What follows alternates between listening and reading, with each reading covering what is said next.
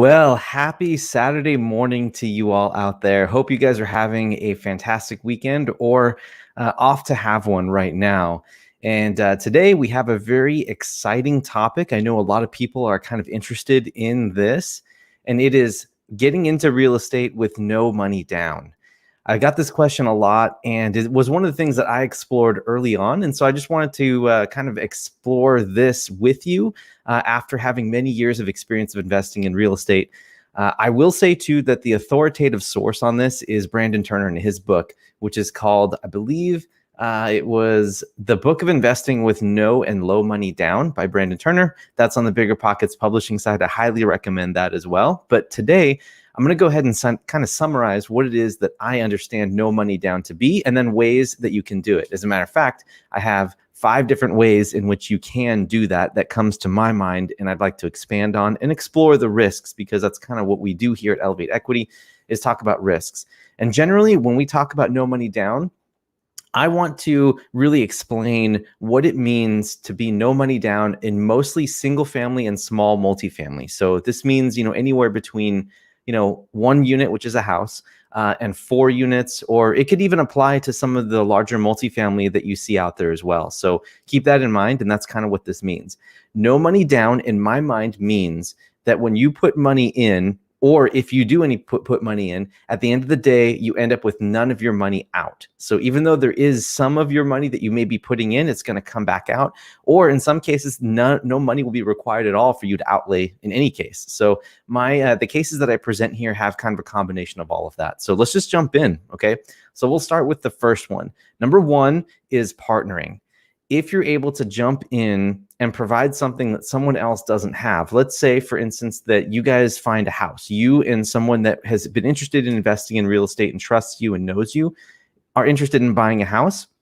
You find a house, you have the skills, you have the connections, you have the team to be able to implement to make that house purchase happen. And if someone else has the cash, right, then you can negotiate with that other person what it is that their goals are. And you can say, hey, if you put all the cash in, like, I'll manage it for you, like, we'll do the returns, and I'll take 20% of the equity and you keep 80%. And then for them, it's passive, and for you, it's more active. That way, your incentives are kind of aligned. So there's a lot of creative ways you can structure these deals, right, where you bring in maybe multiple partners. But basically, with method number 1, it just means bringing someone in that has cash to be able to fill that need for you, as long as you have the knowledge, experience, and credibility to be able to run that in a great way, or in a way that your partner feels comfortable to do so, okay? So that's number 1. Number 2 is called a method seller carry. This is interesting. What this means is, whenever you're transacting in a deal, and let's say that you come to the closing table and you're expected to bring 20% down into the property, right? And usually you'll get like an 80 or 75% loan to value. So if it's a $100,000 property, you're going to get $75,000 from the bank, and it's normally expected that you're going to bring $25,000 as cash to the closing table. Well, if you're creative, you can use what's called the seller carry. And what that means is that you're actually borrowing the purchase price or some cash up front from the current seller. So the seller will be able to kind of make a side note to you and say, hey, I'm going to lend you, the $25,000 that you need to close. I'm going to lend that to you. I'll keep a note on the property. So there'll be a second lien position or first lien position, depending on what you're able to negotiate, right? So that your lender is number 1. So the bank is going in with $75,000, and then the seller who currently owns the property that's selling it to you is going to write you or lend you $25,000 to make up the cash that you need for the down payment up front. Now, be aware with this. This is risky because you're actually lending 100% of the purchase price. So it means that if something goes wrong with the property, that you're on the hook for everything. You're on the hook for 2 loans. You have one to the old seller or the original owner that you still are borrowing the down payment, and then you have it to the current lender as well. So if something goes wrong, then that could be an issue, okay? But that is one way to do it. And a lot of ways that I see things now is lenders will require some cash out front from the borrower. So you might have to combine this method with a partner to be able to really kind of get this moving, okay? So that's method number 2. Method number 3 is one of my favorite, but I've only done it one time, and it was the most successful property that we've only done. But I will say that this method does require lots of skill. And what this is you're basically taking hard money and then doing a BRRRR on it. So by hard money, there's a lot of terms here. I'll just break it down. Hard money means that you're basically borrowing money for a rehab and for a purchase price. So if there's a property out there that's kind of in a bad area, but you can buy it for really cheap, let's say it's $30,000, but everything else in the area is going for $100, and you're able to find this distressed deal, you can use basically straight up a loan that's basically based on your ability, you as a person, to pay that back, because they're not expecting, I mean, they'll take over title on the property, but they're expecting you to pay that personally. You can use hard money to basically close on that property and also borrow some of the rehab money. And you do the project. It takes about 6 months or so for you to get pretty much all the way completed with all your construction. And then at the very end, okay, you're going to get a bank loan that will appraise it at everything else in the area, right? So if everything's selling for $100,000 and you were able to get the property in that shape for doing $30,000 cash purchase on this property, and then another 30 to make it like really nice, so you're all in $60,000 in hard money. Well, if the property is worth 100 because everything in the area is selling for 100, then you can put a loan on that property because you own it all cash, even though there's a hard money behind you, right? The lender will be able to write you a check for $75,000, and the $75,000 goes to you, and you turn around and pay your hard money lender back. And then that way you have no money in the deal. Again, there's a lot of steps to this, and there's a lot of people that you have to have on your team, like a good property manager, a good agent to know whether or not there's going to be an exit that's high enough so you can pay back your hard money. And then you have contractors, and you've got timing, and there's a whole bunch of stuff that happens here. But this is one really good way that if you really study up and you really understand what's happening in your market, that you can get in and get basically some equity for free. You go in there, you take it, you pay off the hard money, and then you end up potentially with more money than you started with, okay? So that's method number 3. Number 4 is an interesting one. I haven't done this myself, but I've talked with some investors who have. And basically what this is a master lease option to purchase. So a master lease option is basically, let's say you have an apartment building that you're interested in purchasing. You could talk with the owner and say, hey, what I want to do is I want to basically take over all of the leases, and I want to sublease it out. So you're putting yourself between the owner and the current tenants. And so what you're doing is you're basically subleasing out all the units to the tenants. And then the other piece to this is that you have an option to purchase, which means if you can tell that a property is not operating well, it's distressed, right? You take over all of the leases yourself and put yourself in front of them.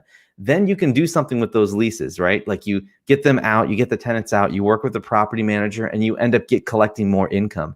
Well, as you collect more income, you can use that then to turn around and refinance.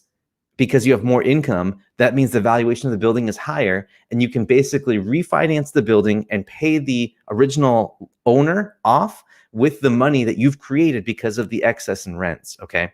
So there's more to this than meets the eye, but I would say this is a really cool option if you're really knowledgeable in the area and you can see you can identify an opportunity where someone's just completely mismanaging this multifamily and you can do better, or you can do it yourself. Then that's one way to just increase the rents, take that value, and then from that increase in value, you pay the original owner the purchase price that they want, and you basically end up with a property with no money, okay?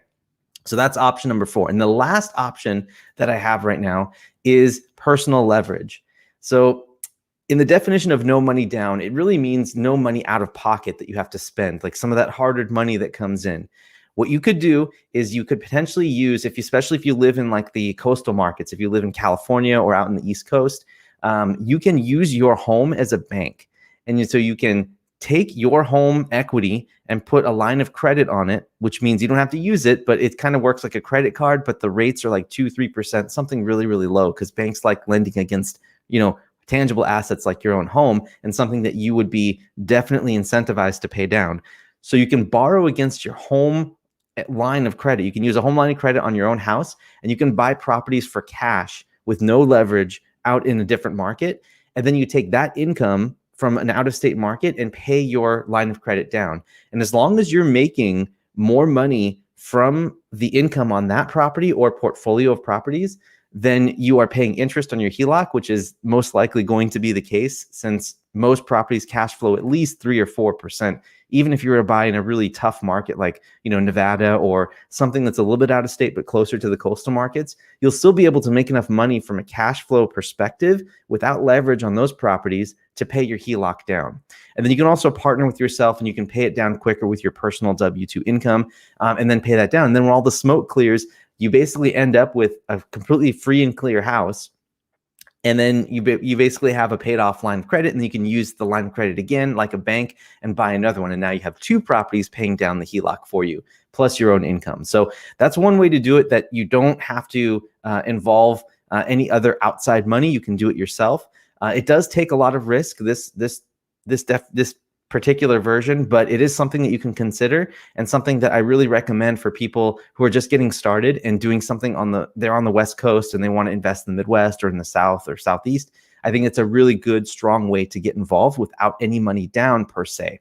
You're tapping into your home equity and you are having some sort of risk. So that's something that you have to keep in mind here. And there's risk in every investments, but this is something that you can really do right away to help get this thing going right away. One thing I'm going to mention here before I end the stream here is that you can use a combination of these options. For instance, in order to do the hard money thing, right, you can bring in an extra partner to help you who knows how to do all of this, right? And then you bring the cash to them, or maybe they bring the cash in, or maybe you partner with someone who's doing a seller carry, so that when you're doing a seller carry, a partner brings 10% and then the seller carries the other 15%, and that's your 25% down, and then the lender makes up the rest. That's one way to get in, right? So you can be super creative by combining all of these different options together.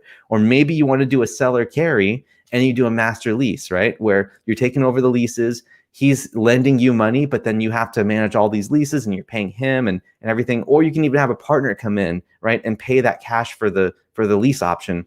And then you take over that. And then eventually over time, you can refinance the original owner out. And then you and your partner have it, or even you, if you're able to negotiate that with your partner. Okay. So last thing I'm going to say, I just have to repeat it again. Please, you've got to weigh out the risk of your strategy and consult with your tax professional, because as soon as you start juicing properties and you are investing in property with no money down, that is a high finance payment, high risk situation. And so I implore you to understand what it is that you're doing before you jump in and actually make that happen. It's really important to understand your taxes too, how it's going to impact your taxes. So looping in your CPA or tax professional or someone who knows about this stuff is going to be super advantageous to you. So again, please weigh out your risks. Whenever you use no money down like that, you're already at the high end of risk, but it also means high reward. So if that's something that you're into, then I highly recommend taking a look at some of these strategies. Just to recap, number 1 is partnering. Number 2, seller carry. Number 3 is hard money and then hoping to get out using BRRRR. Number 4 is a master lease option to purchase. And then number 5 is personal leverage. And if you want more details on all this stuff, please go see Brandon Turner's book. It's called The Book of Real Estate Investing with Low and No Money Down. Super recommended. That was something that super inspired me to start and gave me the motivation I needed to get going. So that is it. I'm going to go ahead and end the call because this is 13 minutes. And I always try to promise you guys that I'll get done in under 10, but I can never seem to quite get there because I just love this stuff so much. Anyways, if you guys enjoyed this, please visit our website at elevateequity.org. All these recordings and Saturday streams are up on our YouTube channel as well, which is in the link in the description. And then please comment and let us know what we're doing and let us know how this content is relating and landing with you. We want to hear more from you, and hopefully this was useful. If you have any questions, reach out. I'm at derek@elevateequity.org. So let me know how I can help out. And otherwise, have a great weekend, and we will talk to you soon. We'll see you next week. Take care, everyone.